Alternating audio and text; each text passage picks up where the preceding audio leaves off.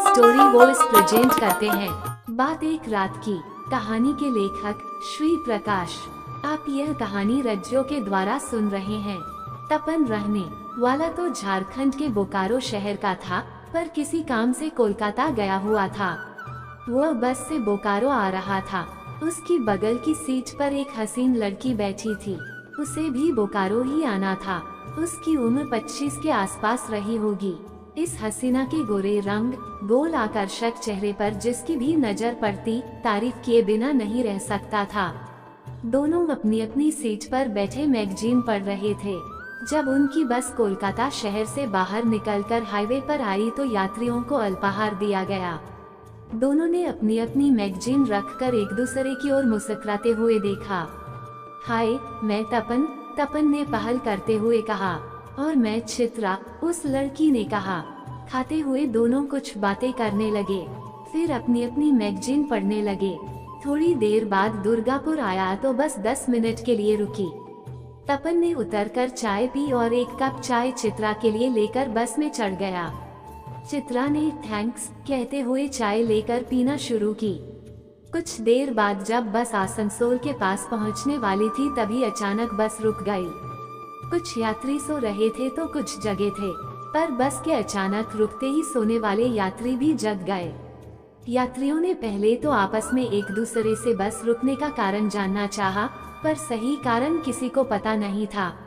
तभी कंडक्टर ने यात्रियों को बताया कि किसी बड़ी दुर्घटना के कारण रोड जाम है और यह जाम खत्म होने में काफी समय लग सकता है।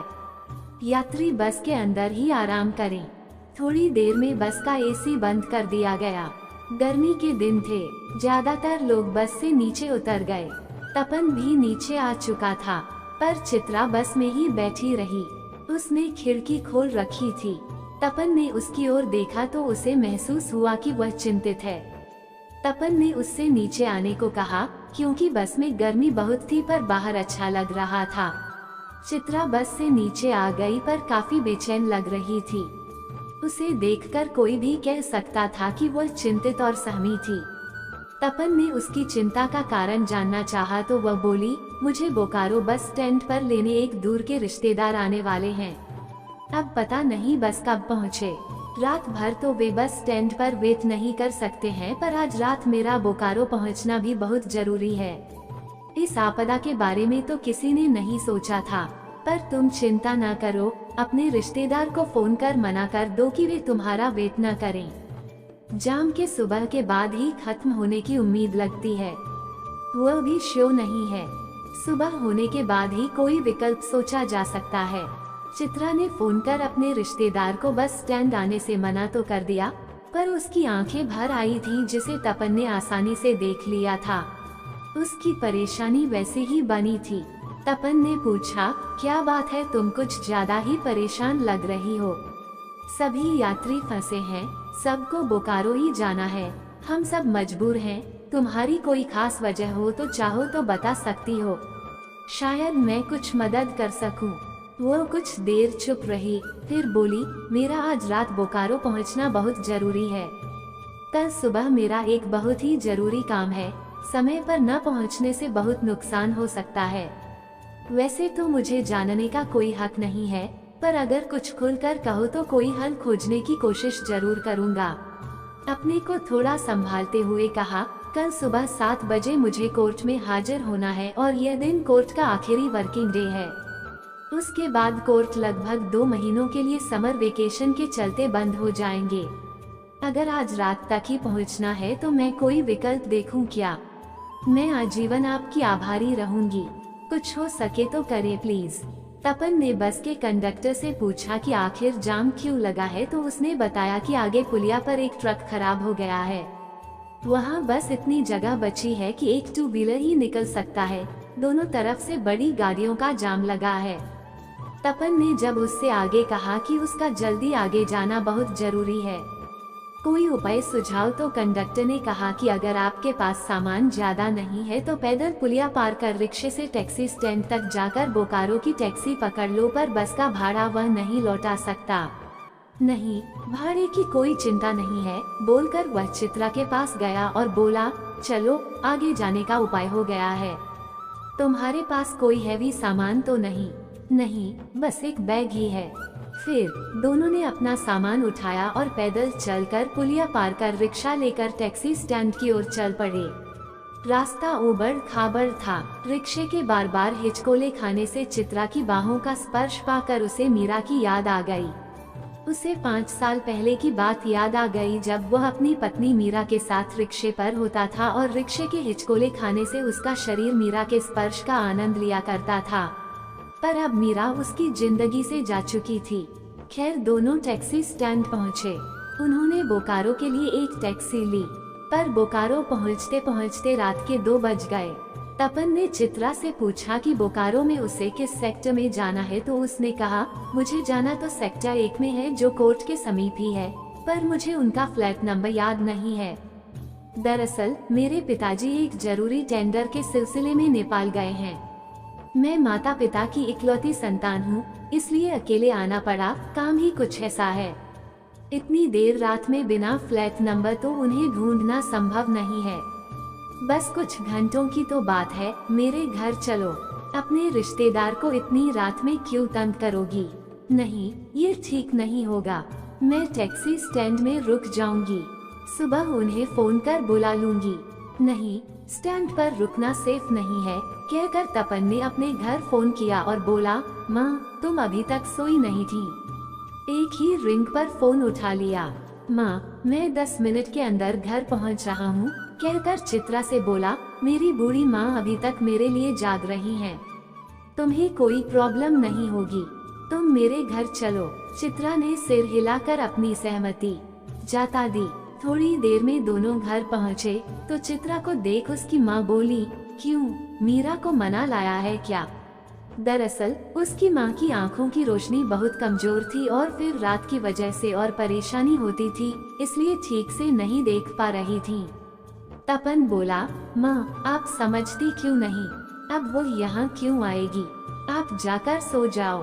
पर माँ ने जब उससे चित्रा के बारे में पूछा तो तपन ने संक्षेप में उसके बारे में बताकर माँ को सोने के लिए भेज दिया। फिर उसने चित्रा को गेस्ट रूम में आराम करने को कहा। चित्रा ने तपन से पूछा, बुरा न माने तो एक बात पूछूं? फिर तपन के हाँ कहने पर वह बोली, मीरा आपकी पत्नी है? नहीं थी, हमारा तलाक हो चुका है। सॉरी, क्या इत्तेफाक है। कल कोर्ट में मेरे तलाक पर फाइनल फैसला होना है। फैसला क्या, बस तलाक पर मुहर लगनी है। मीरा और चेतन का आपसी सहमति से तलाक हो रहा है। कुछ देर तक दोनों खामोश एक दूसरे को हैरानी से देखते रहे। फिर तपन ने कहा, तुम तो पढ़ी लिखी हो, काफी खूबसूरत भी हो। तुम्हारे पति को तो तुम पर गर्व होना चाहिए। नहीं, ऐसा कुछ भी नहीं था। मेरी ससुराल यही है, पर अब हमारा तलाक हो रहा है, इसलिए मैं वहाँ नहीं जा सकती हूँ। मेरे पति कोलकाता में बहुराष्ट्रीय कंपनी में नौकरी करते हैं। मेरा मायका तो पटना में है। मैं भी सॉफ्टवेयर इंजीनियर हूँ। मैंने अपने कॉलेज के 3 सीनियर लड़कों के साथ मिलकर एक स्टार्टअप कंपनी खोली है। शुरू में तो यह कंपनी मेरे पति के गैराज में ही थी। लगभग 1 साल तक ठीक ठाक रहा था। हम एक अमेरिकन कंपनी के लिए प्रोडक्ट बना रहे हैं। अक्सर देर रात तक गैराज में ही हम चारों काम किया करते थे। बीच बीच में मैं चाय कॉफी भी बना लाती थी। कभी हम चारों होते तो कभी मैं किसी एक के साथ अकेले भी होती थी। अपना मूड ठीक करने के लिए कभी हंसी मजाक भी कर लेते थे। यह सब मेरे पति चेतन को ठीक नहीं लगा। अक्सर झगड़ा होने लगा। इसी बीच हमें अमेरिकन कंपनी से कुछ फंड भी मिला, तो अपने घर की बगल में ही एक छोटा फ्लैट किराए पर ले लिया और कंपनी को वहां शिफ्ट करा लिया। पर अक्सर रात में देर हो जाती थी। हालांकि यह नितांत आवश्यक था, क्योंकि प्रोडक्ट को समय पर देना होता है। इससे हम लोगों को लाखों रुपए का लाभ होता। चित्रा ने फिर बोलना शुरू किया, पर चेतन हमारी मजबूरी समझने को तैयार नहीं था। एक दिन तो हद हो गई जब उसने कहा कि काम के साथ साथ वहाँ रंगरलियाँ भी मनाते हो तुम लोग, या तो मैं कंपनी छोड़ दूं या हम दोनों को तलाक लेना होगा। मैंने उन्हें समझाने की भरपूर कोशिश की, पर वह नहीं माना। उल्टे उसने मेरे चरित्र पर उंगली उठाई थी। फिर हम दोनों आपसी सहमति से तलाक के लिए तैयार हो गए। अब तक सुबह के 5 बज गए थे। तपन चाय लेकर चित्रा के पास गया और बोला, अभी चाय के साथ कुछ बिस्कुट या स्नैक्स लोगी? नाश्ते में थोड़ा वक्त लगेगा। चित्रा ने कहा कि फिलहाल सिर्फ चाय ही लूंगी। फिर दोनों वहीं बैठकर चाय पीने लगे। चित्रा ने अपने रिश्तेदार को फोन किया तो पता चला कि उनकी ये शिफ्ट ड्यूटी है। प्लांट चले गए हैं, दोपहर 3 बजे तक लौटेंगे। चित्रा ने उन्हें फोन पर बता दिया कि वह थोड़ी देर में कोर्ट जाएगी और फिर वहां का काम कर सीधे कोलकाता लौट जाएगी। चित्रा ने फिर तपन से कहा, अगर उचित समझे तो बताएं कि आप और मीरा क्यों अलग हुए थे। मैं यहाँ के प्लांट में इंजीनियर हूँ, परचेज डिपार्टमेंट में हूँ।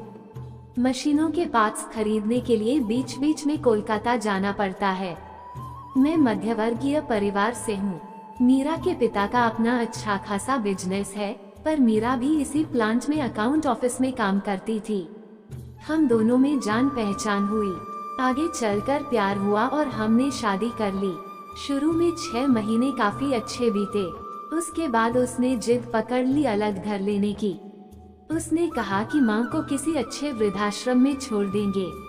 मैं इसके लिए तैयार नहीं था। रोज खिचखिच होने लगी। अंत में उसने कहा कि मुझे माँ या मीरा में से किसी एक को चुनना होगा। मैंने जब कहा कि मैं माँ को अकेली नहीं छोड़ सकता तो उसने कहा कि फिर मुझे छोड़ दो। मैंने इस रिश्ते को बचाने की बहुत कोशिश की, पर वह नहीं मानी और उसने तलाक के विकल्प को ही बेहतर समझा। आजकल हमारे देश में भी तलाक लेने वालों की संख्या काफी बढ़ गई है। यह दुख की बात है न। लड़कियां भी पढ़ लिख कर कमाने लगी हैं मर्दों की तरह, तो उनको भी घर में उतनी इज्जत देनी होगी जितना मर्द अपने लिए चाहते हैं। उन्हें भी अपना करियर बनाने का हक है न। क्या मैं गलत बोल रही हूँ? नहीं, पर लड़के क्या अपने माता पिता के भले के लिए कुछ करना चाहे तो यह गलत है। आखिर चित्रा और चेतन के तलाक पर कोर्ट ने मुहर लगा दी। तपन ने कहा कि यह एक ऐसा फैसला है जिस पर खुशी भी जाहिर नहीं की जा सकती है। चित्रा और चेतन अब सदा के लिए अलग हो चुके थे। इसके बाद तपन चित्रा को अपने घर लेकर आया। उसने उस दिन छुट्टी ले ली थी। माँ ने दोनों को भोजन परोसा। माँ ने पूछा, बेटी तुमने भविष्य के बारे में क्या सोचा है? अभी तुम्हारे आगे लंबी जिंदगी है। मैंने अभी कुछ नहीं सोचा है। अभी मैं कंपनी के जरूरी काम में कुछ महीने इतनी व्यस्त रहूंगी कि कुछ और सोचने की फुर्सत ही नहीं है, चित्रा ने कहा। चिंता नहीं करना, एक रास्ता बंद होता है तो दूसरा खुल जाता है। तपन चित्रा को विदा करने स्टेशन गया। चलते समय चित्रा ने कहा, आगे जब कोलकाता आए तो मुझसे जरूर मिलना। फिलहाल मेरे साल्ट लेक फ्लैट में ही मेरी कंपनी है। और फिर अपना कार्ड तपन को दे दिया। श्योर, कह तपन ने भी अपना कार्ड चित्रा को दे दिया। चित्रा कोलकाता लौट गई। अब वे अक्सर फोन पर बातें करते थे। तपन ज्यादातर चित्रा के काम और स्वास्थ्य के बारे में पूछता, तो चित्रा तपन और उसकी माँ के बारे में। कभी चित्रा माँ से बात करती तो हर बार माँ यही पूछती कि उसने अपने भविष्य के बारे में क्या फैसला लिया है। चित्रा भी हर बार यही कहती कि अभी कोई फैसला नहीं लिया। एक बार जब चित्रा का फोन आया तो माँ ने उससे पूछा, मेरा तपन तुम्हें कैसा लगता है? चित्रा इस सवाल के लिए तैयार नहीं थी, फिर भी उसने कहा, तपन तो बहुत ही अच्छे इंसान हैं। वो हमेशा तुम्हारी तारीफ करता रहता है। कहता है कि बहुत मेहनती लड़की है, खूब तरक्की करेगी। माँ बोली, यही तो उनका बड़प्पन है। कुछ दिनों के बाद तपन को कोलकाता जाना पड़ा। वह चित्रा से मिला। चित्रा ने उसे अपने हाथों से खाना खिलाया। दोनों ने काफी देर तक बातें की, पर केवल काम से संबंधित। चलते समय चित्रा ने उससे फिर आने को कहा और हाथ मिलाकर विदा किया। यह तपन और चित्रा का दूसरा दैनिक स्पर्श था। पहला स्पर्श रिक्शे पर हुआ था। इधर चित्रा का प्रोजेक्ट पूरा होने जा रहा था। उसका टेस्ट चल रहा था, जिसके बाद प्रोजेक्ट को अमेरिकन कंपनी को बेचा जाना था। इधर तपन की माँ की तबीयत काफी खराब थी। चित्रा भी सुनकर आई थी। बोकारो में बड़े अस्पताल नहीं थे, तो चित्रा ने तपन को उन्हें कोलकाता ले चलने को कहा। वो स्वयं टैक्सी बुक कर माँ और तपन के साथ कोलकाता आई। माँ को बड़े अस्पताल में भर्ती कराया गया। 2 हफ्ते में तपन की माँ को अस्पताल से छुट्टी मिल गई। इस बीच तपन चित्रा के फ्लैट में रहा। चित्रा और तपन अब थोड़ा करीब आ चुके थे। दोनों एक दूसरे को बेहतर समझ रहे थे। तपन की मां को अस्पताल से छुट्टी मिली तो चित्रा उन्हें भी अपने घर ले आई थी और कहा था कि यहाँ कुछ दिन आराम करने के बाद ही लौटना। एक हफ्ते तक वे चित्रा के फ्लैट में ही रहे। एक सप्ताह बाद तपन मां के साथ बोकारो लौट रहा था, पर चलते समय मां ने चित्रा से फिर कहा, बेटी, तुमने तो अपनी बेटी से भी बढ़कर मेरा ख्याल रखा है। कुदरत तुम्हारी हर मनोकामना पूरी करे, पर मेरी बात पर भी सोचना।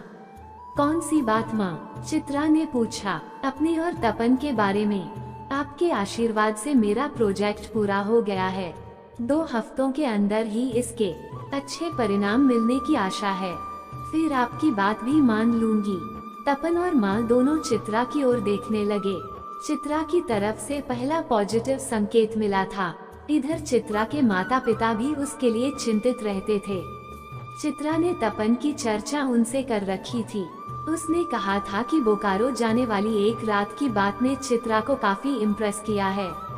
इतना ही नहीं, चित्रा के पिता ने एक बार चुपके से बोकारो आकर तपन के बारे में जानकारी भी ले ली थी। वे तपन से संतुष्ट थे। उन्होंने अपनी सहमति चित्रा को बता दी थी। इसके 1 महीने के अंदर ही चित्रा ने तपन को फोन पर बताया कि उसका प्रोडक्ट अमेरिका की कंपनी ने अच्छी कीमत देकर खरीद लिया है। उसकी कंपनी के चारों पार्टनर्स को 5-5 करोड़ रुपए का फायदा हुआ है। तपन की मां ने चित्रा से फोन पर कहा, तुम्हारी सफलता पर बहुत बहुत बधाई। देखा, तपन ने ठीक ही कहा था कि तुम बहुत मेहनती लड़की हो और जल्द ही तुम्हें तरक्की मिलेगी। सब आप लोगों के आशीर्वाद से है। अब तो तेरा प्रोजेक्ट भी पूरा हो गया, तो बता तपन के बारे में क्या सोचा है? मैंने कहा था ना कि तपन बहुत अच्छे इंसान हैं। मुझे भी अच्छे लगते हैं। इसके आगे मैं क्या बोलूं? हाँ, एक और सरप्राइज है। मेरी कंपनी को अमेरिका से बहुत बड़ा ऑर्डर मिला है। माँ ने जब यह बात तपन को बताई तो उसने फोन माँ के हाथ से लेकर चित्रा से कहा, बहुत बहुत बधाई इस दूसरी कामयाबी पर, और एक सरप्राइज मेरी ओर से भी है। मुझे प्रमोशन देकर कंपनी ने कोलकाता ऑफिस में पोस्टिंग की है। 1 हफ्ते के अंदर ज्वाइन करना होगा। फिर माँ ने चित्रा से कहा, अब तो और इंतजार नहीं कराना है। नो मोर इंतजार मान जी, अब आगे आपकी मर्जी का इंतजार है। आप जो कहेंगी वैसा ही करूंगी, और हंसते हुए फोन काट दिया। इधर माँ की आंखों में भी खुशी के आंसू छलक आए थे। तो दोस्तों, यह कहानी आपको कैसी लगी हमें कमेंट करके जरूर बताएं, और यदि आपने अभी तक अपने इस मक स्टोरी वॉइस चैनल को सब्सक्राइब नहीं किया है तो कर लेना। आप सभी का दिल से धन्यवाद।